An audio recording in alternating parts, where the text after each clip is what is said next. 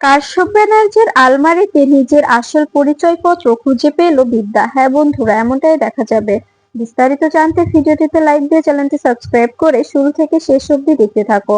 গল্পের শুরুতেই দেখা যাবে বিদ্যা পিহুকে ফোন করে আর বলতে থাকে, কাকিমণি তোমার সঙ্গে একটা কথা আছে। তখন তখন পিহু বলতে থাকে, হ্যাঁ বিদ্যা বলো, তুমি কি বলতে চাও। তখন তখন বিদ্যা বলতে থাকে, আসলে আসলে আজ রাত 11টার দিকে আমি ব্যানার্জি বাড়িতে ঢুকবো। আমার কাছে চাবি নেই, তো তুমি বাড়ির দরজাটা খুলে দিতে পারবে।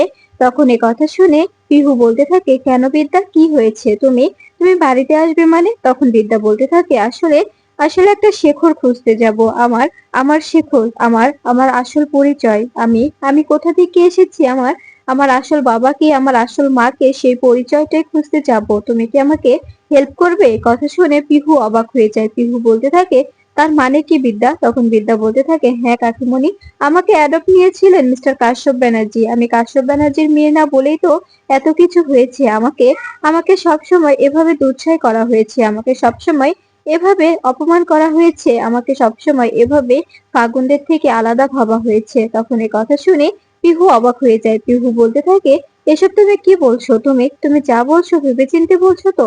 তুমি তুমি কি করে জানলে তুমি অ্যাডপ্টেড। তখন তখন বিদ্যা বলতে থাকে, মিস্টার কাশ্যপ ব্যানার্জি শিওর হয়েছে, মিস্টার কাশ্যপ ব্যানার্জি আমাকে বলেছে, সবটা বলেছে। আমার বাবা নাকি, আমি যাকে এতদিন বাবা বলে মেনে এসেছি, জেনে এসেছি, সে নাকি আমার বাবাই নয়। আমার সঙ্গে ওনার ডিএনএ কোনো কোনো মিল নেই, সেটা সেটা প্রমাণ হয়ে গেছে কাকিমণি।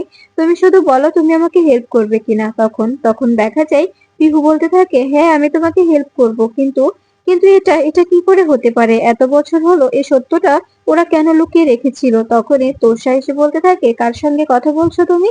তখন পিহু বলতে থাকে, দিদিভাই, দিদিভাই বিদ্যার বিদ্যার পরিচয় কি, বিদ্যা অ্যাডপ্টেড তাই না। তখন এই কথা শুনে অবাক হয়ে যায় তোষা ব্যানার্জি। তোষা বলতে থাকে, এসব কি বলছো তুমি, তোমাকে এই কথাগুলো কে বলেছে। তখন তখন পিহু বলতে থাকে, বিদ্যা বলল, বিদ্যাকে নাকি দাদা দাদা সবটা বলেছে, ওর সঙ্গে নাকি দাদার কোনো ডিএনএ মিল নেই, সবটাই নাকি বিদ্যাকে দাদা বলে দিয়েছে। সত্যি কি বিদ্যা আর দাদার মধ্যে কোনো কোনো মিল নেই। তখন এ কথা শুনে তোরসা অবাক হয়ে যায়। তোরসা বলতে থাকে, হ্যাঁ হ্যাঁ, যা শুনেছো একদম ঠিক শুনেছো। কারণ কারণ আমি এ কারণে বিদ্যাকে কখনো নিজের মেয়ে বলে মেনে নিতে পারিনি।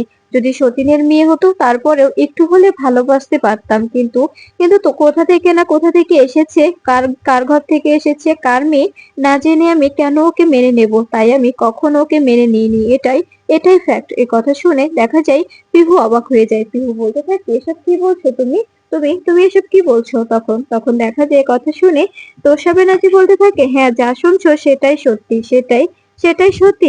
এটা তুমি মানলে মানো, না মানলে আমার করার কিছুই নেই। তখন এই কথাগুলো শুনে পিহু আকাশ থেকে পড়ে। পিহু বলতে থাকে, তবে এত বছর তোমরা এই সত্যটা কেন লুকিয়ে রেখেছো। তখন তখন তোষা বলতে থাকে, আমরা আমরা চেয়েছিলাম বিদ্যা যেন এই সত্যটা কখনো না জানে, কিন্তু আজ যখন বিদ্যা জেনে গেছে তখন তো আর অস্বীকার করে কোনো লাভ নেই, তাই না। এই কথা শুনে দেখা যায় অবাক হয়ে যায় পিহু। এদিকে দেখা যায় পার্টিতে সবাই মিলে হই হুল্লোড় করছে। শ্রাবণ, শিবাঙ্গী ও ও ও ফাগুন তিনজনে হই হুল্লোড় করে নাচছে আর ড্রিঙ্কস করছে। এরপরে দেখা যায় তোষা কপিলকে বলতে থাকে, সত্যি বিদ্যা যে এভাবে পাল্টে যাবে আমরা ভাবতেও পারিনি। বিদ্যার পেটে পেটে যে এটা ছিল কে জানতো বলতো। এদিকে এদিকে দেখা যায় শিবাঙ্গী ও শ্রাবণ অশ্লীল ভাবে নাচাগানা করতে থাকে। এদিকে ফাগুনও কম যায় না। ফাগুনও সে এরকম করে নাচতে শুরু করে আর ড্রিঙ্কস করতে থাকে। এদিকে দেখা যায় বিদ্যা ব্যানার্জি বাড়িতে চলে আসে। তখন পিহু বিদ্যাকে দরজা খুলে দিলে তখন বিদ্যা ভিতরে ঢুকে যায়। এরপরে পিহু বলতে থাকে, বিদ্যা তোমার কোনো অসুবিধে হয়নি তো, তুমি ঠিকঠাক ভাবে এসেছো। তখন বিদ্যা বলতে থাকে, হ্যাঁ কাকিমণি, আমি ঠিকঠাক ভাবে এসেছি, কোনো অসুবিধে হয়নি আমার। কিন্তু কিন্তু বাড়ির সবাই কি চলে গেছে, বাড়িতে কেউ নেই তাই না। তখন এই কথা শুনে দেখা যায় পিহু বলতে থাকে, না সবাই সবাই পার্টিতে চলে গেছে, তুমি কোনো চিন্তা করো না, তোমার মা একটু আগেই গেল। এ কথা শুনে বিদ্যা বলতে থাকে, আমার মা তো এখানে থাকে না, এ বাড়িতে আমার মা নেই, আমার মা কোথায় আছে আমি জানি না, সেটা খুঁজতেই তো এসেছি, সেই শেখরটাই তো খুঁজে বের করব, এ কারণেই তো এখানে আসা। এ কথা শুনে তখন দেখা যায় পিহু বলতে থাকে, বিদ্যা তুমি তুমি যেগুলো বললে সেগুলো সত্যি আমার ভাবতেও অবাক লাগছে। এত বছর হলো এই সত্যটা ওরা ওরা কিভাবে লুকিয়ে রেখেছিল। আমাদের বললেই পারতো যে যে তুমি তুমি অ্যাডপ্টেড, তবে তো তুমি তুমি এতটা কষ্ট পেতে না যে যে নিজের বাবা কি করে এভাবে এভাবে তোমাকে দূরে ঠেলে দেয়। তুমি ভাবতে পারতে যে উনি উনি তো তোমার বাবা নন, তার কারণে এরকম করে তোমার সঙ্গে ব্যবহার করে। এ কথা শুনে বিদ্যা বিদ্যা বলতে থাকে, এতে এতে করার কিছু নেই কাকিমণি, যা হবার হয়ে গেছে। এদিকে এদিকে দেখা যায় সবাই মিলে নাচ গান করতে থাকে। শ্রাবণ শ্রাবণ ড্রিঙ্কস করতে থাকে আর বলতে থাকে, সত্যি প্রফেসর বিবি যা পার্টি দিয়েছে না, অনেক অনেক ভালো লাগছে। আমাদের আমাদের নিজেদের একটা সুবিধাই হয়েছে, নিজেরা একটু এনজয় করতে পারছি। কটা দিন হলো অনেক ধকল গিয়েছে। এদিকে দেখা যায় পিহু পিহু বিদ্যাকে কাশ্যপ ব্যানার্জির ঘরটা খুলে দেয়। এরপরে দেখা যায় পিহু পিহু বিদ্যা দুজনে কাশ্যপ ব্যানার্জির ঘরে চলে গেলে তখন বিদ্যা বলতে থাকে, কাকিমণি চাবিটা। তখন তখন পিহু চাবি বের করে দেয় আর বলতে থাকে, চাবিটা আমি আগে সরিয়ে রেখেছিলাম, আমি জানতাম যে চাবিটা লাগবে তোমার, তার কারণে আমি আগে সরিয়েছিলাম। এরপরেই তখন বিদ্যা বলতে থাকে, একদম ঠিক করেছো, থ্যাংক ইউ কাকিমণি। এ বাড়িতে আমি কাউকে, কেউ তো আমার আপন নয়, তুমি আমার নিজের না হলেও রক্তের কেউ না, তারপরেও তোমাকে আমি কোনোভাবে দূরে ঠেলে দিতে পারি না। আমি যদি কাউকে বেশি ভালোবেসে থাকি, বিশ্বাস করে থাকি, সেটা হচ্ছে তুমি। এই বলে বিদ্যা বিদ্যা আলমারি খুলে সকল পেপার দেখতে থাকে, কিন্তু কিন্তু কোনো ফাইলে বিদ্যা নিজের পরিচয়টা খুঁজে পায় না। এরপরে বিদ্যাকে পিহু বারবার বলতে থাকে, কি হলো বিদ্যা, খুঁজে পেলে? তখন বিদ্যা বলতে থাকে, না কাকিমণি, এখনো কিছু খুঁজে পাচ্ছি না, খুঁজছি, দেখছি কিছু আছে কিনা।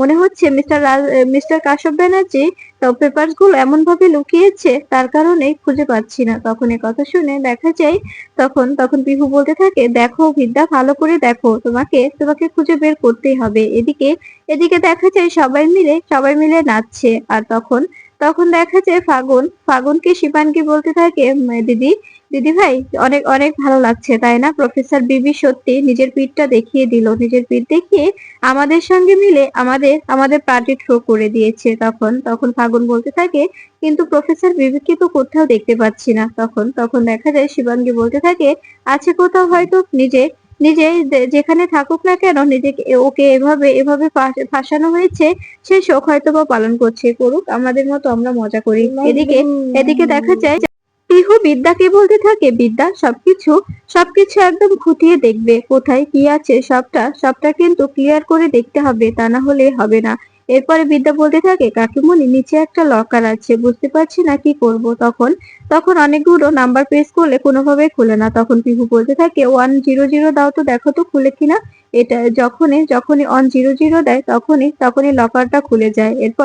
এরপরে দেখা যায় পিহু ও বিদ্যা দুজনেই অনেক খুশি হয়ে যায়। পিহু বলতে থাকে, এখন এখন দেখো ওখানে কিছু খুঁজে পাও কিনা।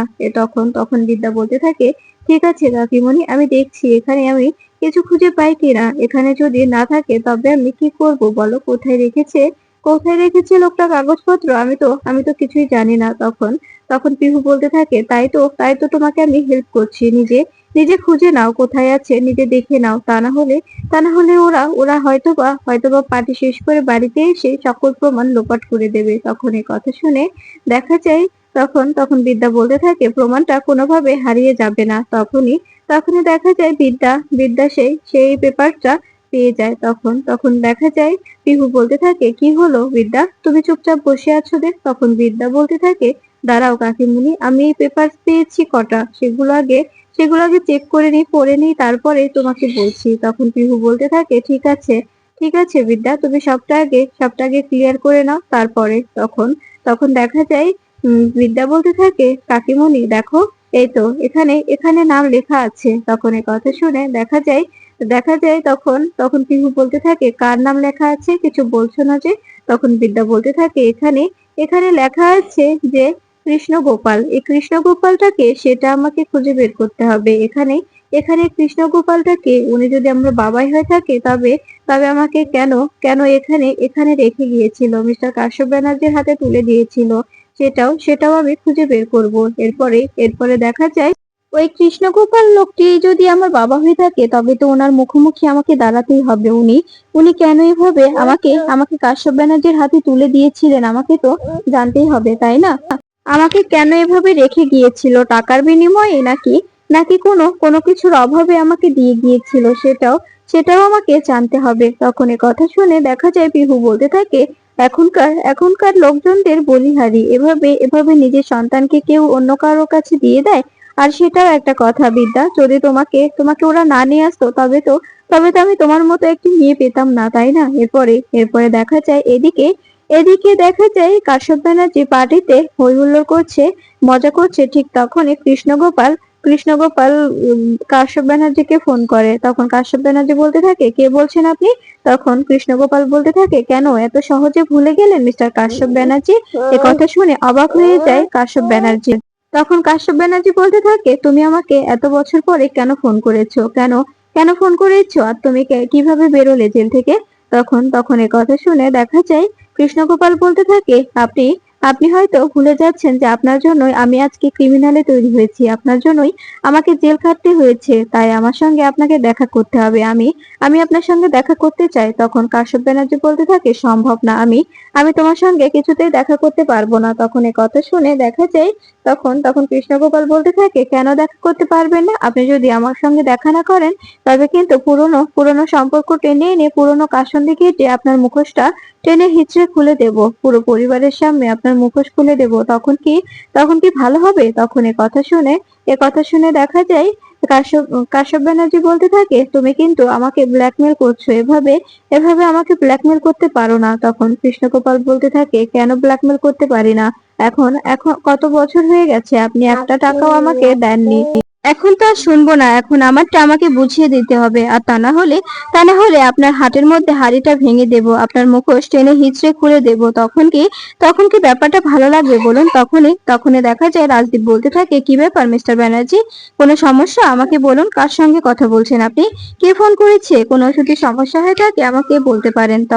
তখন দেখা যায় কাশ্যপ ব্যানার্জি ফোন কেটে দিলে তখন এদিকে কৃষ্ণগোপাল বলতে থাকে, আমার ফোন কেটে দেওয়া তো, এটার জন্য শাস্তি পেতে হবে আপনাকে। আমি আমি আপনার জন্য কিভাবে যে খাল খুঁড়বো আপনি নিজেও জানেন না।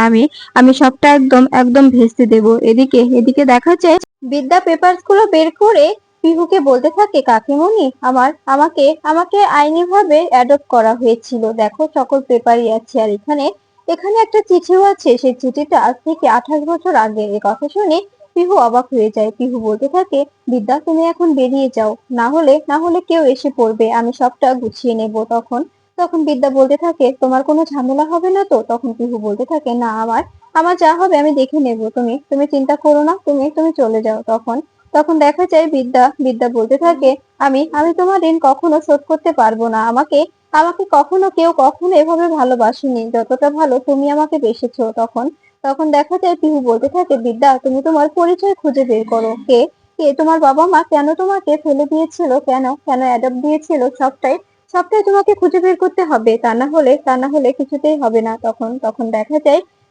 পিহুকে যাওয়ার সময় জড়িয়ে ধরে বিদ্যা আর বলতে থাকে, কাকিমণি, তুমি নিজের খেয়াল রেখো, কারণ হয়তো বা ওরা যদি জানতে পারে আমি এসেছিলাম তোমার উপরে, কাকা টর্চার করবে, তাই তুমি নিজেকে সাবধানে রেখো। এই বলে বিদ্যা চলে যায়। তখন তখন দেখা যায় এদিকে এদিকে স্টুডেন্টরা বৃষ্টি পড়ছে, রাস্তার মাঝখানে সবাই মিলে দাঁড়িয়ে ভিজছে আর কোনোভাবে কোনো জায়গায় যেতে পারছে না, শুধু কাঁদছে। তখন তখন অঞ্জলির অবস্থা খারাপ হলে রায়া বলতে থাকে, অঞ্জলি একটু শক্ত হয়, এভাবে এভাবে ভেঙে পড়লে হবে না, আমাদের মাথার উপর ছাদ নেই, এখন আমাদের এভাবেই কাটাতে হবে, বল আমরা কোথায় যাব?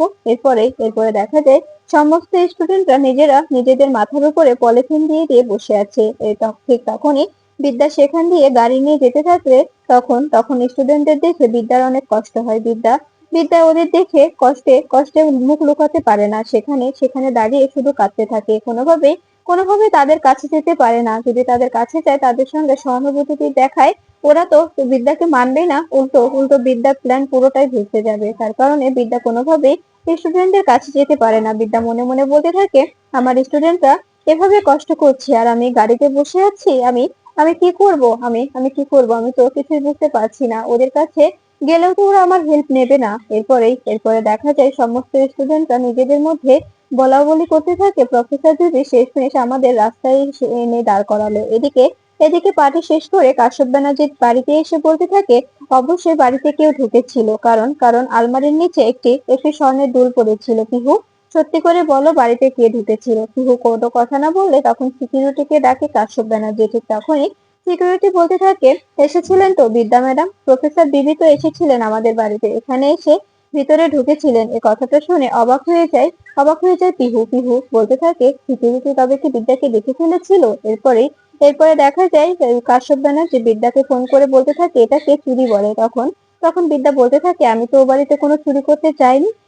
তখন দেখা যায় কথা শুনে কাশ্যপ ব্যানার্জি বলতে থাকে, কেন, তবে কি করতে এসেছিলে? তখনই বিদ্যা বলে ওঠে, কৃষ্ণগোপাল কে বলুন? ওখানে আমি আমার পরিচয় খুঁজতে গিয়েছিলাম, সেখানে গিয়ে কৃষ্ণগোপালের নামটা আমি খুঁজে পেয়েছি। সেই কৃষ্ণগোপালটা কে? সেটার নাম বলুন আগে, তারপরে আপনাকে আমি সবটা খুলে বলছি।